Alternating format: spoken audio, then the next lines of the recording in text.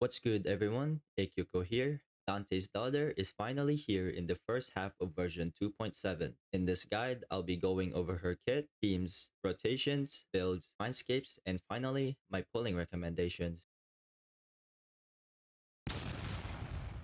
Galbrena's kit is pretty easy to understand despite the long description on her forte. Let's first talk about her two modes, threshold state and demon hypostasis. By default, she's in the threshold state, and during this state, she can accumulate Synflame, indicated by her blue forte, and she can have up to 100 points. She can accumulate Synflame to various attacks such as basic attack, heavy attack, mid-air attack, resonance skill, and intro skill. Another resource that she can accumulate in this mode is Afterflame. This is indicated by the red forte and this bar under her character icon when she's off field. She can accumulate 8 points of Afterflame when other Resonators cast Echo Skill for up to 40 points of Afterflame. Once she has 100 points of Synflame, her Resonance skill is replaced by an enhanced version of her skill, indicated by this icon. Upon casting this enhanced skill, she will enter the Demon Hypostasis mode and converts all Synflame into Purging Flame.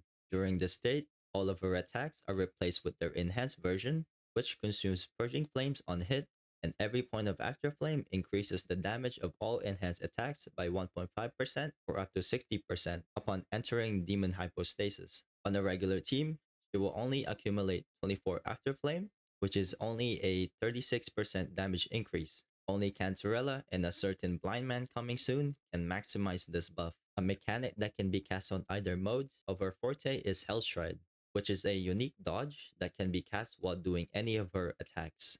For example, if I basic then dodge, she will do a dash attack, and that's Hellstride. This also doesn't reset her attacks, so if I basic, dodge, then basic, she will continue her attack string. Finally, it will deal a fixed amount of 666 damage and can trigger successful dodges.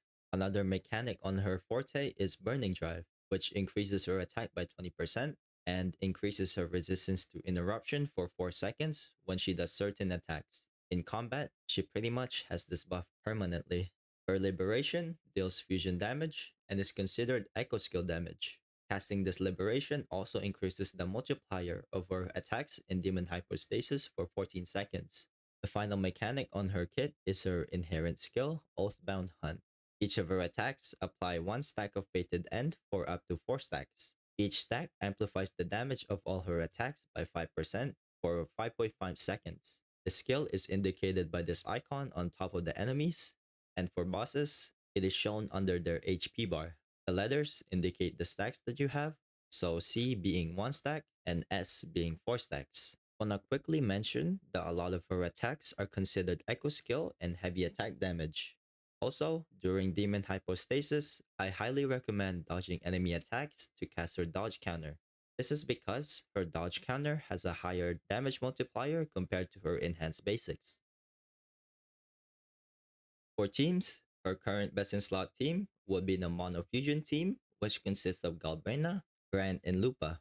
Lupa provides 18% attack, 15% fusion res, 10 to 20% fusion damage bonus against bosses, and many more from her Echo set and signature weapon. For Brant, he provides sustain, high personal damage, and 20% fusion damage bonus from his outro. Brant can also be replaced with Mortifi for his 38% heavy attack bonus from his outro. Mortifi can also provide attack to Galbrena if he has Static Miss, Runic Clouds, and his sequence nodes. Chang Li can also be a replacement for quick swaps, or pretty much any fusion character will work just fine just to meet that 3 fusion requirement on Lupa's buff. For those who don't have Lupa to form a mono fusion, Prolova and Shorekeeper will be the next best option. Shorekeeper provides sustain and crit buffs, and Prolova provides an extra echo skill, high personal damage, and 25% heavy attack bonus from her outro. And Torella can also replace Shorekeeper as the sustain, which she can buff Prolova's damage and max out Galbrena's Afterflame. And Yuno can also replace Prolova as she provides 50% heavy attack damage bonus from her outro and high personal damage. Finally, her free-to-play team will consist of Mortifi and Verena. Just like Prolova and Yuno, Mortifi provides 38% heavy attack bonus from his outro, and Verena provides sustain and team-wide damage buffs. For rotations, let's first start with her free-to-play team. So we're gonna start with Verena and build up her concerto. Then we swap up to Mordefi and build up his concerto as well. After that, we swap to Galbrena. With Galbrena, you do 3 basics, and then dodge to cast Hellstride, then heavy attack, echo skill, then enhance skill, ult,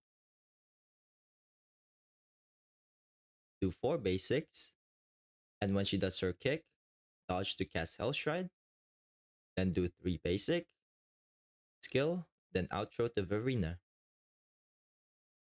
Next is her team with Frolova and Cantarella. The order of rotation is the same if you have Shorekeeper instead of Cantarella.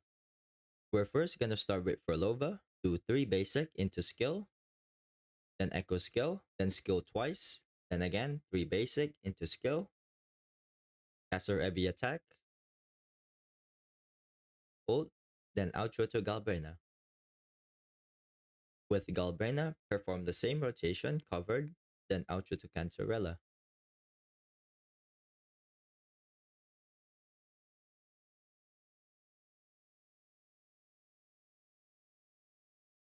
With Cantarella, after her intro, do 1 basic, then skill and ult, heavy attack, do 3 basics, skill, echo skill, then outro to Frolova.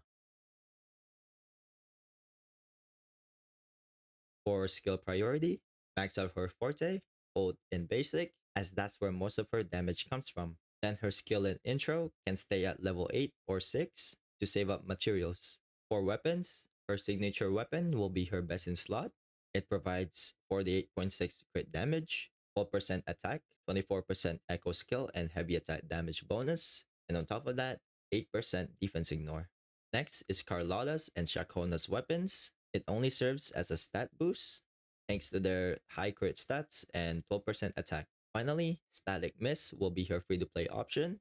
It provides 24.3% crit rate and 12.8% energy regen. For Echo sets, the new fusion set, Flaming Shadow, will be her best in slot. The set provides a 20% crit rate and 16% fusion damage bonus when both passives are active. Since it's a 3-piece, you can combine it with a 2-piece fusion set. For the setup, you would want a 4-3-3-1-1 setup, with your main echo being the 3-cost dino. For main stats, crit on the 4 costs, fusion damage on 3 costs, and attack percent on the 1 cost. And for substats, crit rate crit damage, attack percent, heavy attack, energy regen, and flat attack. Moving on to her sequence nodes, her S1 additionally grants 2% crit damage to all of her enhanced attacks for each point of Flame for up to 80% crit damage when she enters Demon Hypostasis. She also gains immunity to interruption on certain attacks in Demon Hypostasis.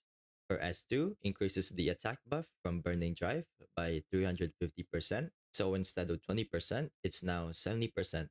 Her S3 simply increases the multiplier of her ult by 130%. Her S4 grants a team-wide 20% all attribute damage bonus for 20 seconds when Resonators cast Echo skill. Her S5 increases the damage multipliers of all her Resonance skill by 150%. Her S6 increases the damage multipliers of all her enhanced attacks in Demon Hypostasis, and also grants up to 35% fusion damage amplification based on after flame consumed. In summary, Galbrena is a strong fusion DPS that deals echo skill and heavy attack damage. She's very simple and fun to play with her stylish animation and sound effects. She can fit in many teams, such as Mono Fusion with Lupa and Brand, or a hyper carry team with Forlova, Yuno, or Mortifi as the sub DPS. Despite fitting into many teams, she still doesn't have the right teammate that provides multiple echo skills to maximize her active flame buff and echo skill damage. For my pulling recommendations, if you like Galbrena, then you should definitely pull for her. For those who are looking to complete their monofusion with Lupa, then I recommend also pulling for her. If you have the pulls for both Galbrena and Chiryuan, then you could consider pulling and have a strong team for the Echo Skill archetype. Other than that, I recommend saving your pulls for future characters. The drip marketing for next patch should be soon, and that should help you decide. That should be everything in this guide. Thanks for watching this video. If this guide was helpful, consider liking and subscribing for more guides in the future.